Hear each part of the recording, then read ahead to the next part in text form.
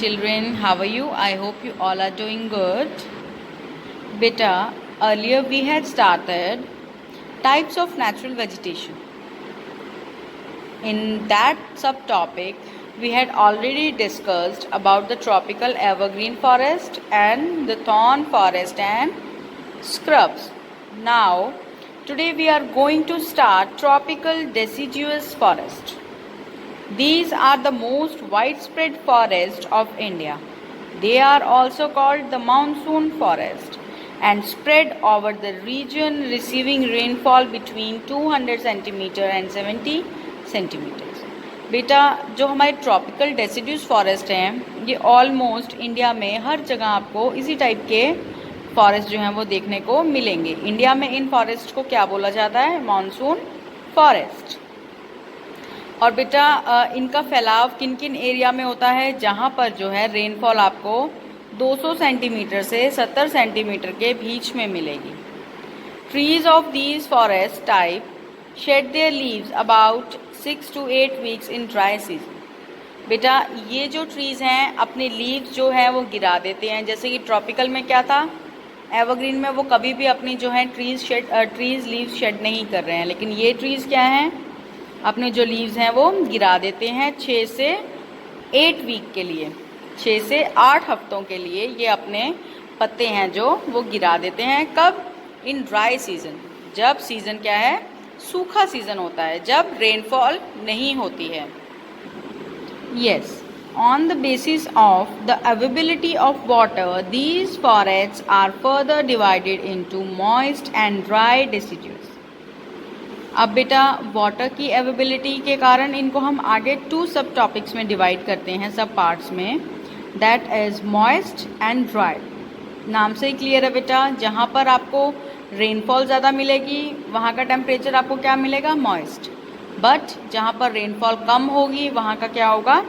Dry.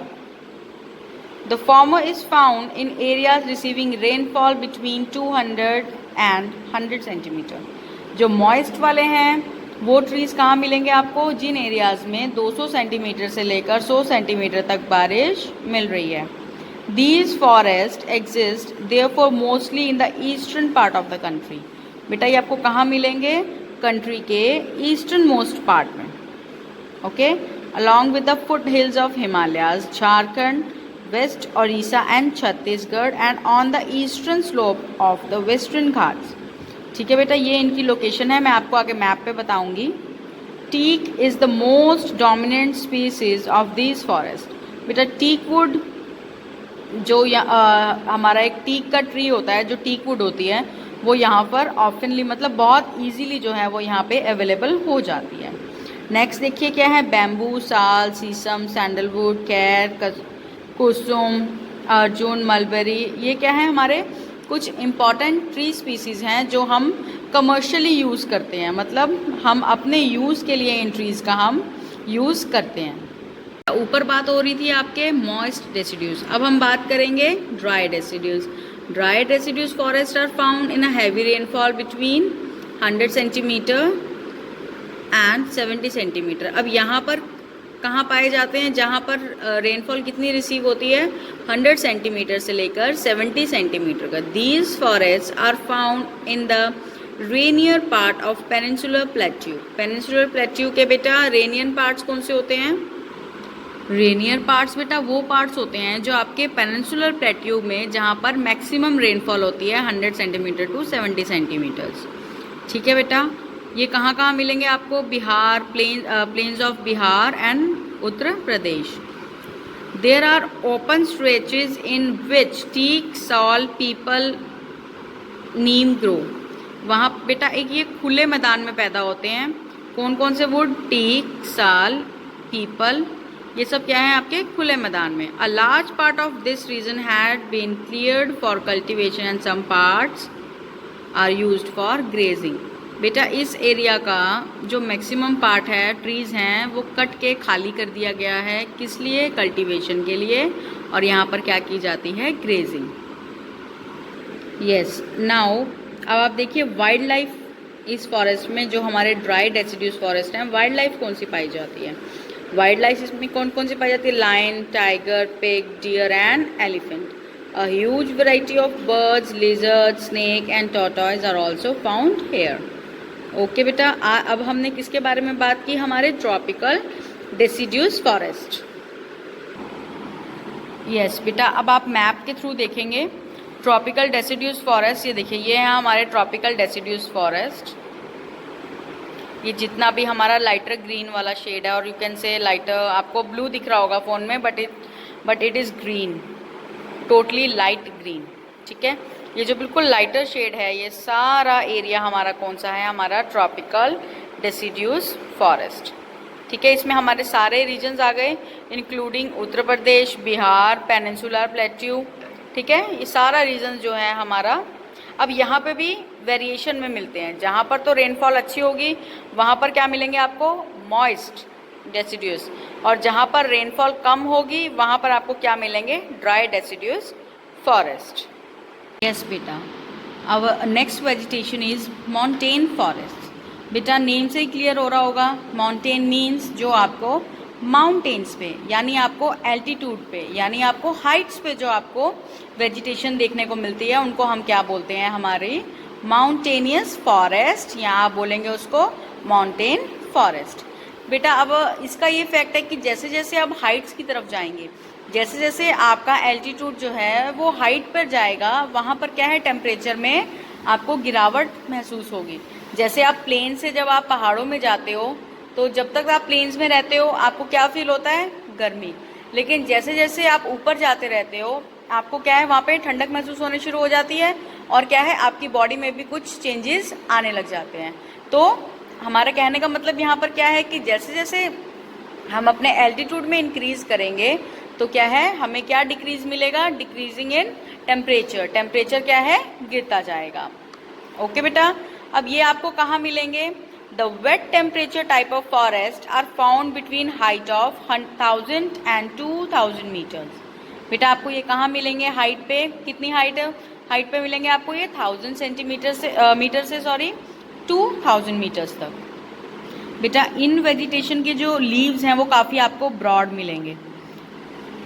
Between 1500 and 3000 meters, temperate forest containing coniferous trees like coniferous trees. बेटा हमारे कौन से ट्रीज होते हैं?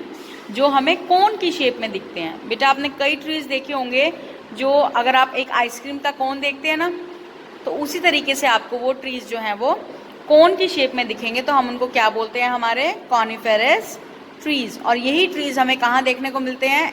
On eight extreme Heights. ये आपको पहाड़ों पर देखने को मिलेंगे. कौन कौन से ट्रीज होते हैं? पाइन है, देवदार, सिल्वर फिर, सीडर आर फाउंड. ठीक है, ये क्या है? आपकी ट्री स्पीसीज जो आपको कॉनिफेरस फॉरेस्ट में आपको एट द हाइट पे आपको ये देखने को मिलेंगे.